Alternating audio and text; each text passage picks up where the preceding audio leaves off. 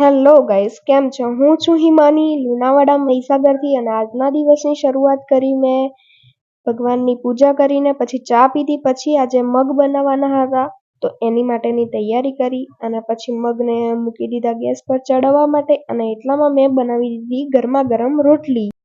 અને રોટલી બની ગયા પછી મેં મગ વઘારવાનું કામ ચાલુ કર્યું, જેના માટે મેં ઘીથી વઘારું છું મગ. રાઈ, જીરું, સૂકું મરચું એવી રીતથી વઘાર કરું છું. હિંગ નાખ્યા પછી મગ નાખ્યા અને મગ તૈયાર થઈ. અને પછી બપોરના સમયે અમે લોકો એક લોકેશન પર નીકળી ગયા જ્યાં અમને વાંદરા જોવા મળે.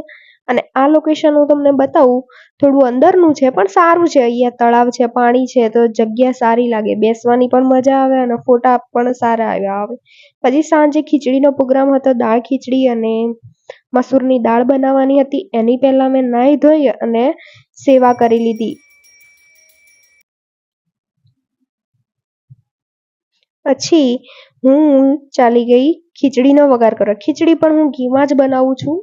તમે એ વિડીયોમાં રેસીપી જોઈ જ શકો છો. એવી રીતે નોર્મલ જે આપણે રીતથી બનાવીએ એવી રીતે બનાવી છે, પણ આપણે ખીચડીમાં અલગ અલગ દાળ ઉમેરીએ તો એનો ટેસ્ટ વધારે એન્હેન્સ થઈ જાય છે અને સારી લાગે છે.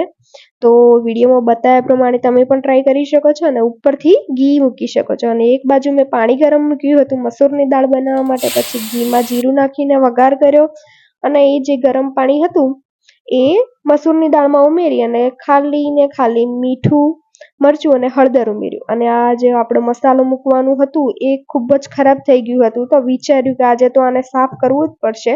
અને અંદર જુઓ તો નીચે કેટલો બધો મસાલો વેરાઈ રહ્યો છે.